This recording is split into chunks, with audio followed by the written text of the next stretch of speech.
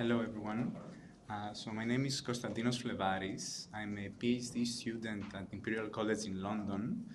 And before I start, I would just like to say that yesterday it was mentioned that the Human Glycome project has a YouTube channel. And actually, in the last 2 years, I've been working more in the space of using glycomics to make predictions about disease states, in collaboration with Janos, of course. I'd like to say that this was mostly sparked by watching lectures on YouTube from the third Human Glycome project. So for me, it's a very nice opportunity to, as a full circle moment, to just be here.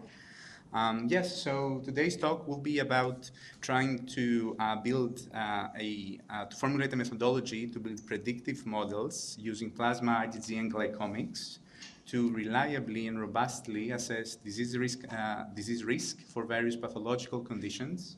It's an ongoing project, and it's done, of course, in collaboration with Janos. And as an outline, what you expect to see here first, just to give you a brief introduction to which group I'm working in, is the Kontoravi lab, and also to see the motivation and the problem statement, and then actually get into a case study where we try to predict disease risk in inflammatory bowel disease. And to do so, we're actually training neural network models using IgG and relative abundance GP data. So I'm studying at Imperial College in London, and actually I am from the Department of Chemical Engineering at the South Kensington campus. This is our lab. There's a lab photo of the Kontoravi lab. Unfortunately, I wasn't in the photo, so I've just added myself just next to it.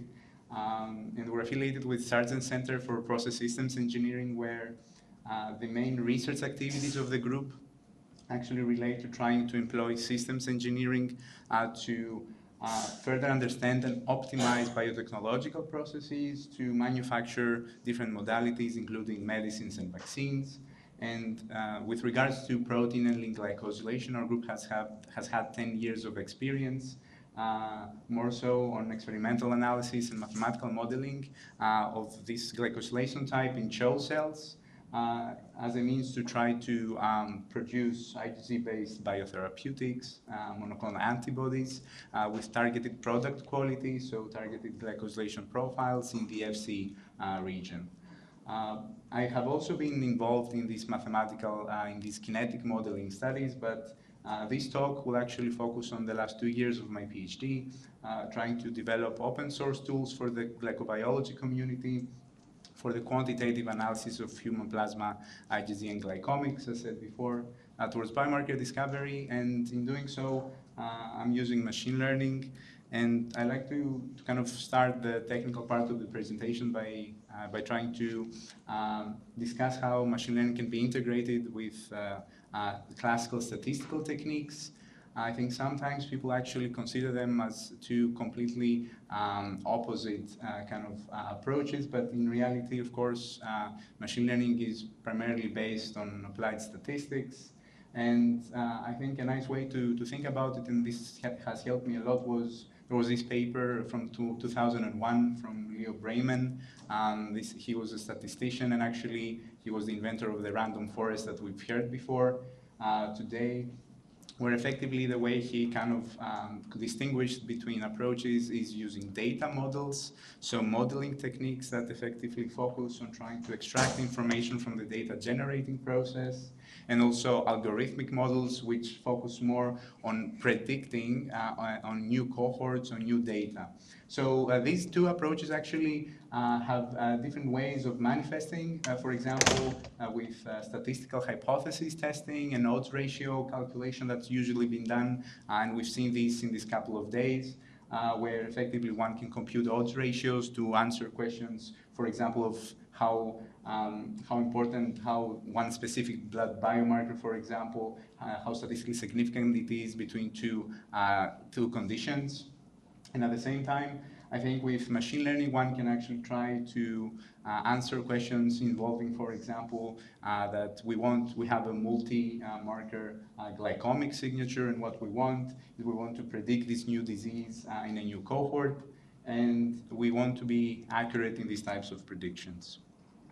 Of course, it's not just accuracy, and here I've actually you can see four different kind of concepts surrounding disease risk models. Of course, these are not exhaustive and there are a lot of interplay between them, but effectively from these disease risk prediction models, so these assign probabilities reflective of disease manifestation on new data based on associations extracted from the training data. And on one hand, we need accuracy, we need accurate predictions. At the same time, we want to quantify the uncertainty of these predictions effectively.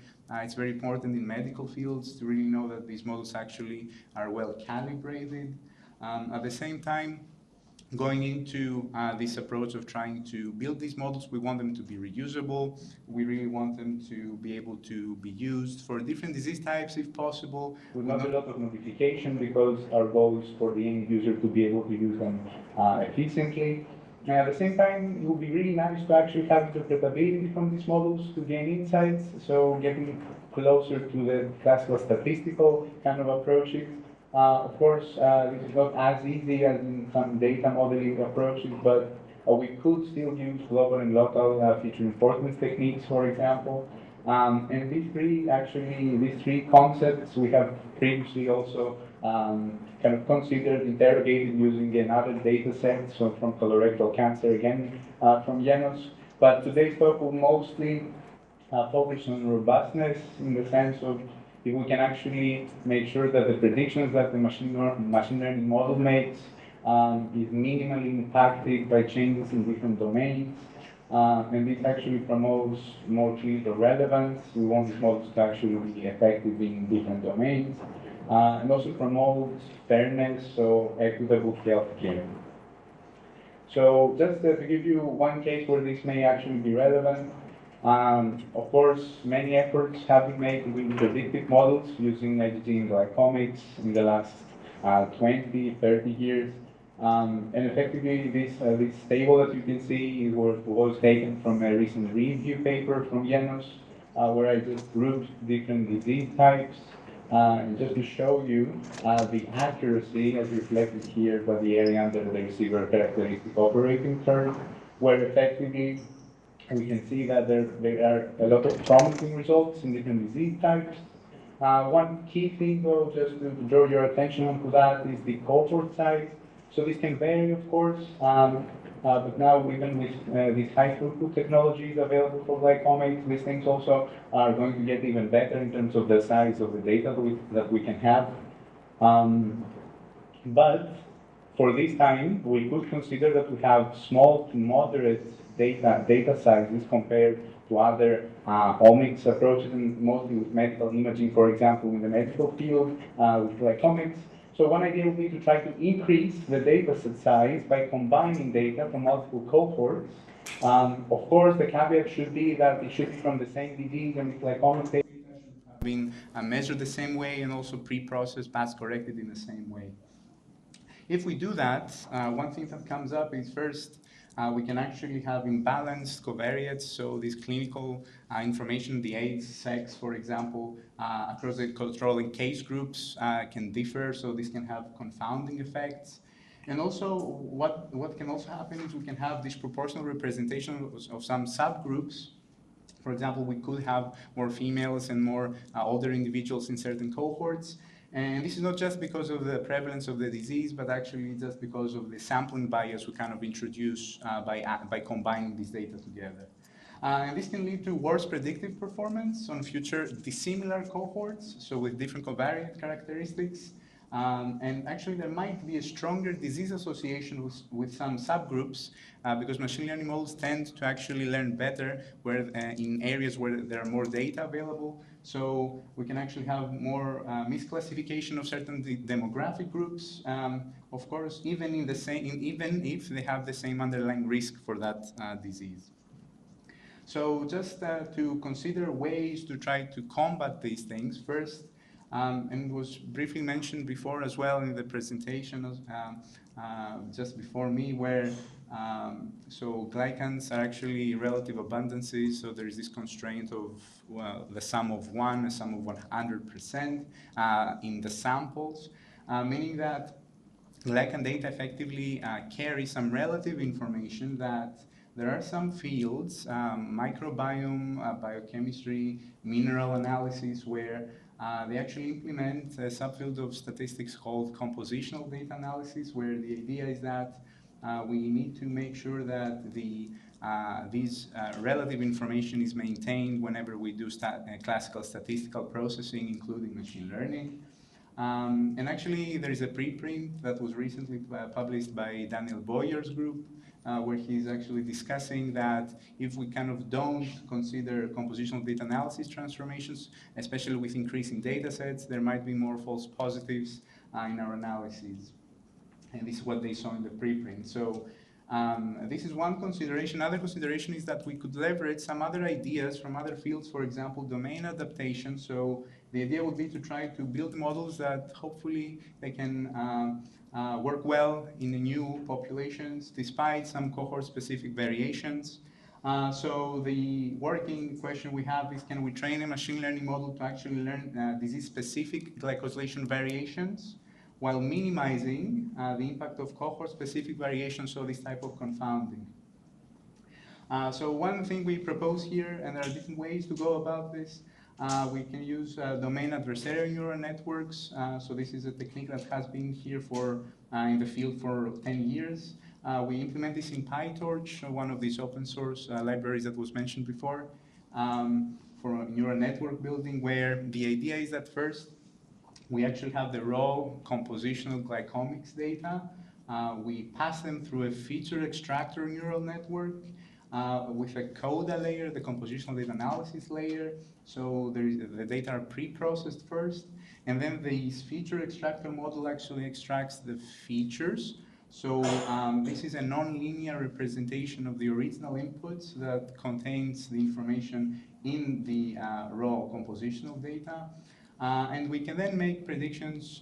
For example, if we have a certain disease and know the disease labels for the samples, we can actually do this type of prediction. This would be the standard training of a neural network, in the sense that if the feature extractor has one hidden layer and then the label predictor has another hidden layer, we get two hidden layers, for example, and then we can proceed with doing the standard training. The key difference with domain adversarial neural networks is that now the idea is that you want to monitor how well your domain classifier, so a new neural network introduced, can actually encode covariate information from the features. The idea is that we want these features to be maximally informative about the disease task, so the main classification task, the disease risk classification, and not predictive at all or minimally predictive of the covariates, in the sense that now differences in these covariates have not actually been encoded in these features, which can then kind of vary the results. So effectively, the idea is that you want to make your neural network focus on variations in the glycosylation profile that are disease-driven or any other pathological underlying condition. These are different from these, not some other demographic factors. The training is based on min-max optimization. Effectively, we want to minimize the loss on the disease classification and maximize the loss, so make the classifications on the domain from the domain classifier more random. So in order to implement this, the data that we're using here are from the IBD Biome Consortium. This was a European project for inflammatory bowel disease studies, kindly provided to us by Jenos, where effectively we had data from 4 cohorts from Europe, Netherlands, Scotland, the United States. Here, the way the subjects are grouped are the IBD and non-IBD. Non-IBD in this case would be healthy controls and also people with irritable bowel syndrome. And IBD patients are actually with different subtypes, ulcerative colitis and Crohn's disease. So the pooling of the data is because they actually come from the same quality control, from the standard protocols from Jenos. We could actually combine them in this case, but immediately we do observe both confounding effects, potential confounding effects from age and sex, for example, and also some underrepresentation of certain groups in the data. And for that, we kind of need to consider this domain adaptation approach, where as domain, one can consider one cohort or multiple cohorts. The idea is that a cohort is characterized by the age, sex, and location in this particular case. We may even have more information. So yes, the raw inputs are actually encoded from the feature extractor, and then the domain classifier is actually tasked on trying to correctly or incorrectly, in the case of adversarial training, predict location, age, and sex. The way to evaluate this, excuse me, was to have the pooled data sets, split it into 3 cohorts for training and validation, and then 1 cohort for external validation for the test set. We repeat that 4 times in the sense that every cohort that we had should actually appear as a test cohort, and and the training is repeated 10 times just to make sure that numerical stability is not an issue in this particular case. So the first step is to actually do the standard classification training, then to train adversarially using the domain classifier. Just excuse me.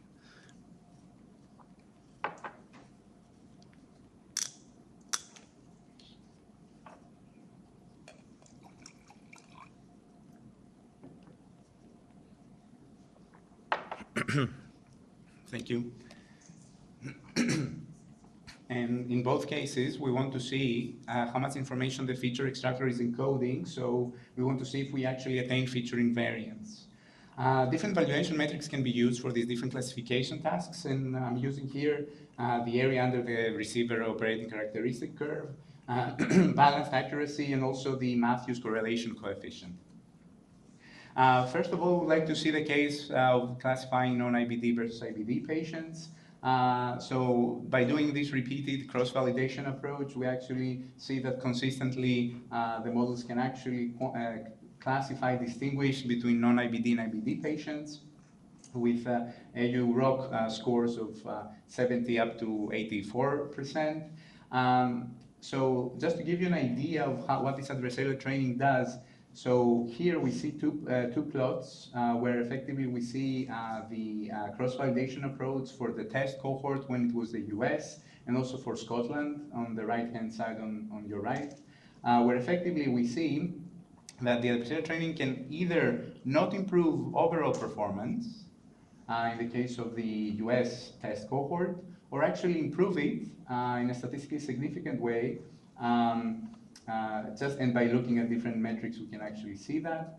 But what's interesting is that by doing this approach, what we also attain, even if the overall prediction is not higher, what we see is that by trying to stratify the predictions by looking into the different age and sex groups, we actually see that for the different subgroups that we have 2 groups for age, just as a binary variable in this case, and sex as well. We can see that the difference in the predictions, for example, let's look at the US cohort. We see that the standard training actually achieves for the subgroup that's above 40 years old, 72% accuracy, but with adversarial training, actually this gets a bit higher. And we see that the discrepancy across the 2 groups actually becomes smaller. So now effectively the models try to actually predict better within the subgroups. So we're not actually misclassifying patients in certain cases where actually there may be a disease risk at hand due to sampling bias. We can actually see similar results in the by trying to classify healthy controls versus Crohn's disease patients, and also healthy controls versus ulcerative colitis patients. We do see that fairness improves in the sense of the predictions with respect to the different covariates. And overall prediction can also be influenced as well. So now we can at least be more confident that what we're seeing is a truer generalization ability, because of course all these data are from the different test sets. And yeah, with that, I would just like to give you the overall concluding remarks and some future directions. Effectively, machine learning could really assist in trying to predict disease phenotypes from glycomic data. And actually, I think it might be worth considering, instead of just looking at the end glycomics as tabular data for the different glycan peaks, we can then actually try to map them into nonlinear spaces and see how flexible they can be, so we can even interrogate them more. And with adversarial neural networks, we can reduce the confounding effect by doing this type of analysis. And we can see that we can mitigate biases by doing so. Even if the cohorts are not really in balance with respect to covariates, this is a technique that's not so difficult to implement, so it's always a fail-safe to be used in case you want to make sure you're not introducing biases to your analyses. And if the cohorts are quite different and you have access to diverse cohorts, you could even improve generalization performance even more with larger data sets. And I think this kind of also is an impetus to consider how we can harmonize data from different sources, different clinical sources, because we don't really want to biasing predictions and having our machine learning models fail in different setups and different domains. But of course, interpretability in this case becomes a bit more challenging, so this needs also to be considered as some ideas on the way, as well as some other methods to implement this adversarial training on. And at the same time, there has to be more external validation. It would be nice to even have access to more diverse cohorts with respect to different locations and maybe even different sex and age distributions. Yeah, with that, I would like to acknowledge the work done in our lab, from the Kodorati lab. I'm getting my funding from the Department of Chemical Engineering for my PhD.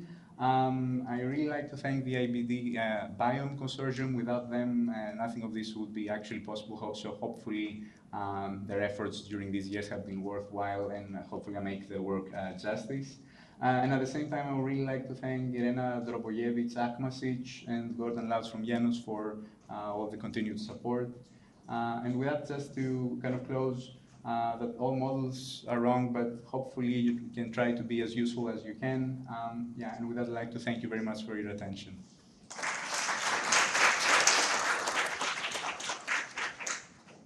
Thank you so much for this interesting talk. Any questions?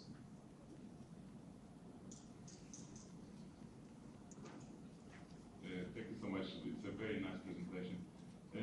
Are you planning to integrate other omics data? I mean, I know this is kind of it's an annoying question, but maybe you can tell us how difficult or the challenge on that.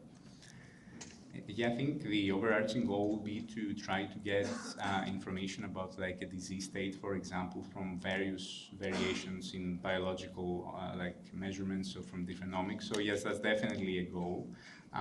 Access to this information can also be challenging because, of course, of the available data out there. With different databases now and progresses through that, will be interesting to see how it goes. In terms of integration, there are different ways to go about them. I'm not an expert on this by any stretch, but for example, one could try to build different models using omics as different inputs, and then consider some ensemble approaches where you combine machine learning models and see what they learn from the different omics from each side. Other ideas will be to try to consider mapping all this type of information into a similar latent space, same idea with these hidden layers and getting this information back, and hopefully trying to see if there are some correlations or some patterns through that space. And there are different ways to go about it. For sure, in the literature, there are always interesting ideas, but yeah, for now, if we get access to some type of this information, it would be amazing, really.